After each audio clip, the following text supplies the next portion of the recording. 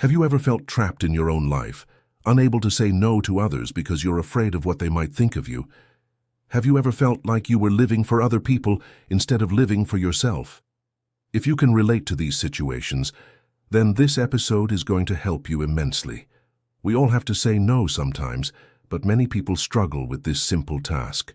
It comes so easily to some people, while it's a constant source of stress for others. Saying no can be simple if you stick to a Stoic principle. Let's dive into the fascinating life of a Roman emperor. Let's dive into his thoughts on when to say yes and when to just say no. Marcus Aurelius was born into a world that was completely different from ours. Back then, if you were born into an influential family, you could be arranged into an early marriage at a young age. And Marcus Aurelius did just that. He got married to Faustina the Younger at 18, although she was only 12 years old. That is why the couple waited another 4 years before actually consummating the marriage. Despite being married and having children, Marcus Aurelius never considered himself to be a husband or a father. Instead, he thought of himself as a soldier whose primary duty was to serve Rome. Because of this mindset, he was able to do things that many other emperors wouldn't even dream of, such as delegating some of his authority to senators and visiting the eastern provinces while leaving the defense of Rome in the hands of others. But what interests us today is not his political career, but instead his personal life and how he dealt with people. You see, Marcus Aurelius wasn't the best husband or father. In fact, he probably was terrible at both. While reading his Meditations, which is a book he wrote for himself but was later published for us to read, we can find a man who isn't present in the moment. Most of the time, he has thoughts about his children that are very distant and cold. He writes, "You could be wiped out tomorrow. So remember that while you're holding your child in your arms, that you're holding fire in your hands." He also writes, "When you see your son or daughter, you should say to yourself, 'What does this child need from me?' Instead of thinking, 'How fortunate that I have this child. How wonderful that I am a father.'" He clearly realizes how quickly life can be taken away from you, and he wants his son and his daughter to live life to the fullest. But at the same time, he forgets that they are his flesh and blood. We can sense the coldness that radiates through these sentences, and we understand that Marcus Aurelius wasn't the most caring husband or father. But here's where the Stoic principle comes into play. By writing these things down, Marcus Aurelius wasn't trying to become a better husband or father. He was trying to become a better emperor. He wanted to fulfill his duties as an emperor. And he knew that in order to do that, he couldn't waste too much time on meaningless things. You see, according to Stoicism, you shouldn't waste time on things that don't matter. And what doesn't matter is whether your child likes you or not. What matters is whether you fulfilled your duties as an emperor.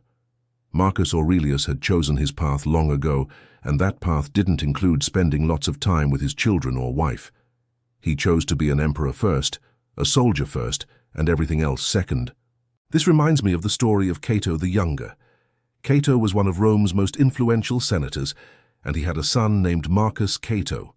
One day, Cato the Younger walked past a shoe shop and saw his son playing right in front of it. He stopped for a moment, looked at his son, and continued walking without saying a word. Marcus Cato, who was playing with the shoes, ran after his father and asked, "Why did you ignore me?" To this, Cato replied, "Because you are not doing what you should be doing."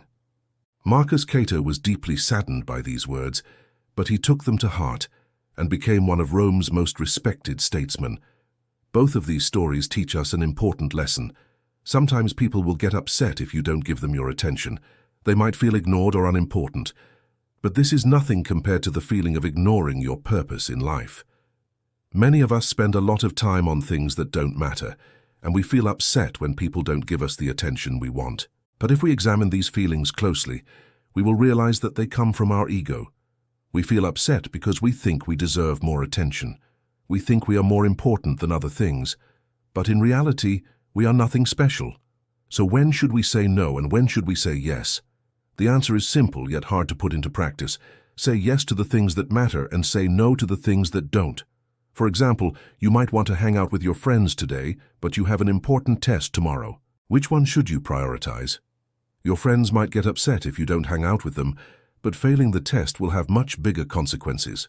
So even though you might get some short-term satisfaction by hanging out with your friends, it's better to say no and study for the test. This is because studying for the test aligns with your purpose. It helps you achieve your goals. And if you keep doing this over and over again, eventually you will achieve success. But if you fail the test because you said yes to hanging out with friends, then you will never achieve your goal. You will never get that opportunity back. So it's always better to say no to things that don't align with your purpose and say yes to the things that do. Of course, saying no isn't easy, especially if you're a people pleaser, but there is a simple trick you can use to make it easier.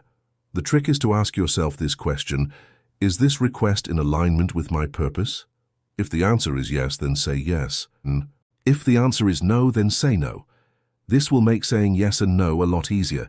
You won't have to worry about what other people think of you because you know that you're doing what's best for you. Let me give you another example. Let's say you're a writer and you have a deadline tomorrow, but your editor asks you to make some changes to your book. At this point, you have two choices.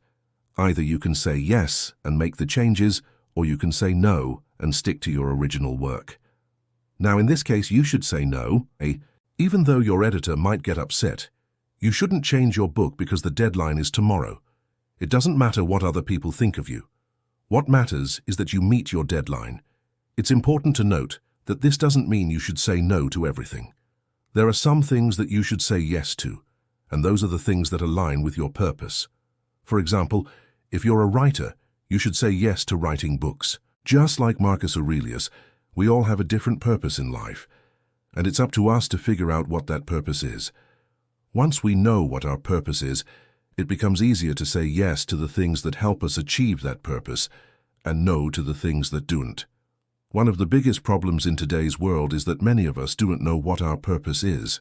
Because of this, we end up saying yes to everything and everyone, which makes us miserable and stressed out. If you're feeling this way, take some time to reflect on your life and ask yourself, what is my purpose in life? Once you know what your purpose is, it will become easier to say yes to the things that help you achieve that purpose and no to the things that do not. Saying no is one of the hardest things to do, but it's also one of the most important things to do if you want to be successful. I hope this video has helped you understand when to say yes and when to say no. Thank you for watching this video. If you enjoyed it, please hit the like button. Also, make sure to subscribe and turn on notifications so that you never miss a new video.